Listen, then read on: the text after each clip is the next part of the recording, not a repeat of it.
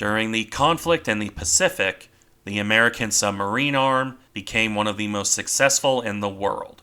While the German U-boat campaign is certainly the more famous, the American campaign had its successes, especially in its intended role of starving Japanese industry. Once the initial torpedo hiccups were solved, American fleet boats absolutely crippled Japan's merchant marine, and sank quite a few warships as well. In today's video, we'll be looking at one of those submarines, USS Skipjack, one of the less successful boats in raw tonnage, but one with an interesting story, from an infamous supply story to helping test torpedoes. And when the conflict came to an end, the submarine would be used in Operation Crossroads testing, where the boat was blasted and sunk, then raised up from the bottom, and used for weapons testing again off the coast of California, where Skipjack's story came to an end. But, of course, that comes at the end of her career. Let's look at how that went first. That story began on July 22nd, 1936, in the Electric Boat Company yard in Groton, Connecticut. Skipjack was laid down on that day, where her construction followed usual peacetime trends, namely a relatively slow and leisurely pace. The submarine was only launched a bit over a year later, on October 23, 1937. Fitting out continued on this pattern, with the boat commissioned on June 30th, 1938. Not the fastest, but it really didn't need to be. Now, with that out of the way, we'll cover what the Navy actually got out of USS Skipjack.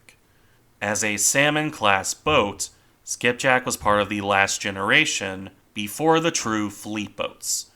These were capable submarines, although not without their flaws, including, in Skipjack's case, a finicky power plant, and cramped space for the propulsion system.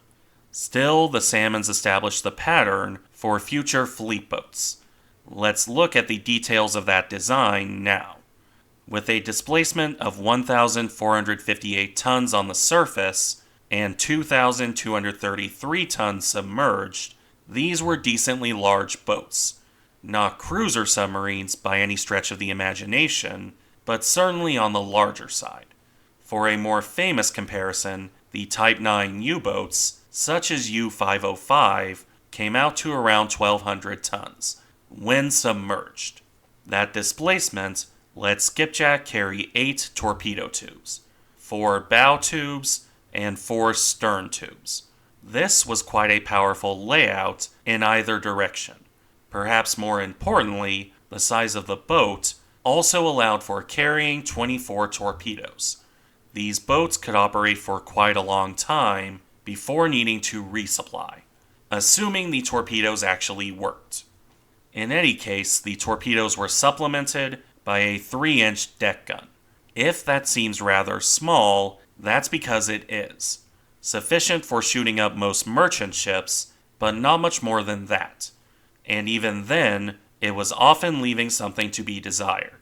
As a result, you would see most fleet boats pick up larger guns in refits, either 4-inch guns taken off old S-boats, or larger 5-inch weapons. Past this point, the weaponry was rounded off by a handful of machine guns, later replaced by 20mm cannon of varying numbers.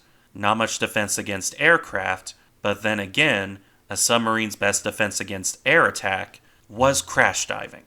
In this case, the test depth went down as deep as 250 feet, although the subs could go a bit deeper if necessary. As for speed, Skipjack could manage 21 knots on the surface, as mentioned earlier. This was provided by 4 diesel engines, with a total of 5,500 shaft horsepower through 2 shafts. The submerged speed, meanwhile, came out to 9 knots on the electric engines, which was also pretty fast for a submarine of the period. Arguably more important than the speed, however, was the range, 11,000 nautical miles, or 20,000 kilometers. In the Pacific, this range would prove crucial, because it allowed the Salmons, and their successors, to operate in Japanese home waters. That said, we finished the design detail. Now back to service. As mentioned earlier, USS Skipjack commissioned on June 30th, 1938. As such, her peacetime career was relatively short-lived. The submarine performed the usual sea trials and workup duty off the East Coast, before sailing for the Caribbean and South Atlantic for fleet maneuvers. Nothing particularly special to this point. Things did get a bit more interesting when Skipjack departed the Atlantic. The boat joined her sister ships, Snapper and Salmon, in moving to the Pacific. This saw the boats transit the Panama Canal on May 25, 1939, before arriving in California by June 2nd. For the rest of 1939 through to late 1941, Skipjack would return to her previous duty: training, fleet exercises, and practice war patrols. The submarine spent those last couple quiet years on that duty, moving between Hawaii, the West Coast, and as far out as the Marshall Islands. While not the most exciting of things, this was useful practice. After all, the fleet boats would spend quite a bit of time sailing around the Pacific. In any event, when not on training duty, Skipjack was in refit. The last of these pre-war refits ran from July through August of 1941. At the conclusion of this, the boat went on one last training patrol out of Pearl Harbor, before transferring with the other Salmons to the Asiatic Fleet. As a result, Skipjack was in the Philippines on December 8, 1941, when the Japanese attacked Pearl Harbor. December 8th, because the boat was on the other side of the international dateline, a day ahead of December 7th, Hawaii time. This could have ended very poorly for the submarine. Skipjack was undergoing routine maintenance at the time. USS Sea Lion was in a similar position, although her overhaul had only just begun, and that would see the boat heavily damaged in an air attack on December 10th, and ultimately scuttled on December 25th because there was no way to repair the damage. USS Skipjack, on the other hand, escaped both the harbor and any damage. On December 9th, she left Manila Bay on her first war patrol. The crew, in classic submarine style, were intrepid enough to finish the repair work while underway. Unfortunately, for all that effort, this was still the early war. As could be expected, this first patrol proved unsuccessful. Skipjack patrolled off the east coast of Samar and managed 2 torpedo attack runs. First on Christmas Day, where the sub fired 3 torpedoes at an aircraft carrier and destroyer. That would have been quite the success had they hit, but they failed. Similarly, a second attack on January 3rd failed to hit anything. According to the Dictionary of American Naval Fighting Ships, this was aimed at an enemy submarine. 3 more torpedoes were fired, with 2 explosions heard, but there was no confirmation of an actual sinking, and I'm unaware of any Japanese subs reported lost in this period. This attack is also a bit disputed as to if it even happened, although I'm generally inclined to trust the Dictionary of Fighting Ships. Either way, Skipjack returned to base at this point, in this case to Borneo, where she refueled on January 4th, 1942. And then it was on to Darwin in Australia for a proper refit on January 14th. Skipjack's luck continued at this point because she was on her second war patrol when Darwin was bombed by the Japanese. That happened on February 19th, 1942. Skipjack was patrolling in the Celebes Sea at the time, including another failed attack on a Japanese carrier. Early war American submarine problems, really. This second war patrol ended on March 10th, with no successes to this point. The third patrol, beginning on April 14th, proved more fruitful. Skipjack would sight a Japanese freighter on May 6th. Her captain maneuvered into position and fired 3 torpedoes. For once, those worked properly. and the Canaan Maru went down to Skipjack's spread. 2 days later, on May 8th, the sub ambushed a 3-ship convoy. 2 torpedoes damaged a merchant ship, Taiyu Maru. 4 more were fired at another freighter, Bujun Maru. That ship sank outright. Already, this was proving to be a more successful patrol. Skipjack would then sink another Japanese merchant, Tazan Maru, on May 17th, the last success of this patrol before she returned to Australia. While there, Skipjack participated in depth performance tests on the finicky Mark 14 torpedo. Fitting because Skipjack's captain, James W. Coe, who we'll come back to later, was quite unhappy with them. On May 13th, during the third patrol, torpedoes failed. To quote directly, fired 2 torpedoes at second target, at range of 800 yards. Actually saw smoke wake of first pass under poop of target. No hits. This was a bitter dose, and I now have little confidence in these torpedoes. That report continues with the biting statement, "This makes me wonder if there is any advantage in trying to gain the attack position between 500 and 1,000 yards where you can't miss," which has been a premise I have always tried to follow. Evidently, it is only as true as torpedo performance is good. That statement followed Coe, reporting the torpedoes only being reliable about 40% of the time. It would directly lead into the testing on June 20th, 1942. This was done by Rear Admiral Charles Lockwood against orders. Skipjack was assigned to fire test shots. This was done at a depth setting of 10 feet, but the torpedo went through the test net at a depth of 25 feet. This testing would prove crucial later on, but is really a topic for a dedicated Mark 14 video. Before we move to Skipjack's next war patrol, there's one other famous story.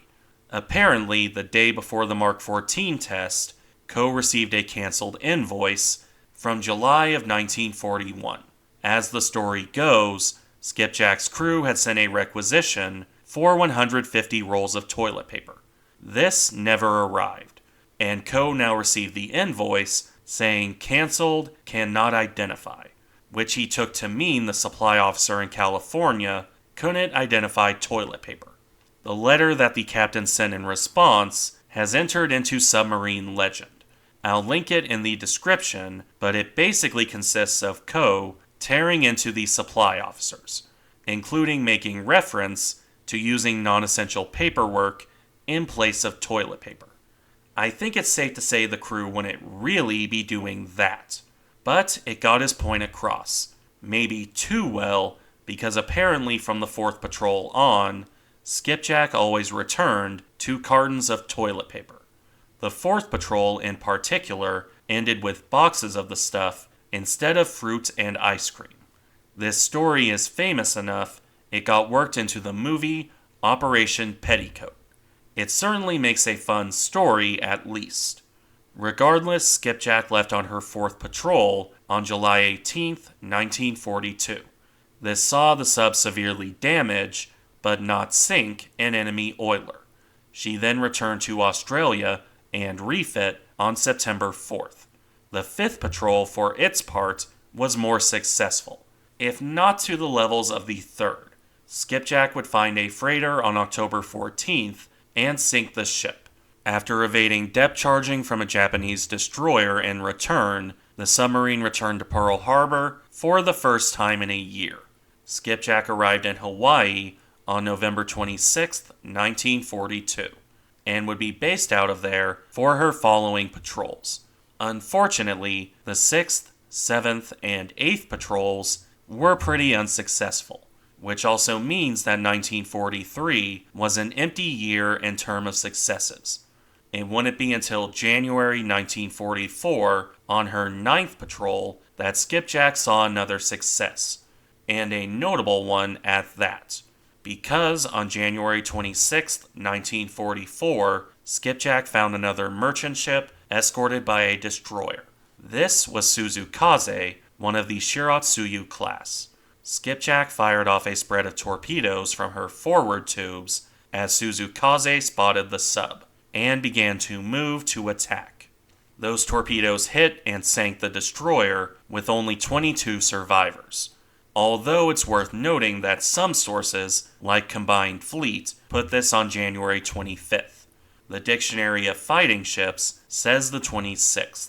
Either way, Skipjack sank the destroyer, and then turned her stern tubes on the merchant ship, where things went terribly wrong. One of the valves stuck open, causing the aft torpedo room to flood. Skipjack took on about 14 tons of water before that could be sorted. It was fortunate she already sank Suzukaze because it forced the boat to surface. Once that was sorted out, the submarine returned to her attack and sank the seaplane tender Okitsu Maru. With that excitement done, Skipjack continued her patrol, before ultimately returning to Hawaii on March 7th. The boat would then participate in more torpedo testing, this time on how they function in cold water. This lasted until April 17th, at which point Skipjack made a long-delayed return to the west coast for overhaul. When that was complete, the boat underwent her 10th and final war patrol. This took Skipjack off the Kurile Islands, where she damaged an auxiliary ship, and missed another destroyer. This patrol was otherwise unsuccessful, and came to an end on December 11th, 1944. Skipjack sailed to Pearl Harbor, where she was refit until June of 1945. Specifically June 1st, when the submarine left for the East Coast.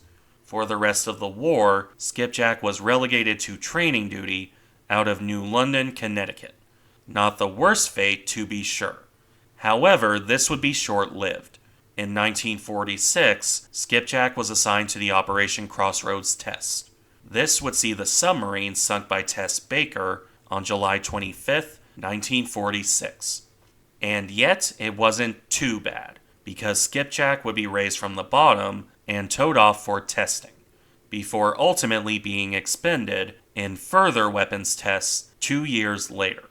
Skipjack was subjected to aerial rocket attack on August 11, 1948, making her a rare case of a boat sunk twice over. As of this video's posting, her wreck has yet to be discovered. A sad end, but at least Skipjack survived her war patrols, earning 7 battle stars in addition to her critical role in testing the Mark 14. Not a bad legacy by any means. Thank you for watching. Remember to like, comment, and subscribe if you enjoy the content, and I'll see you in the next one.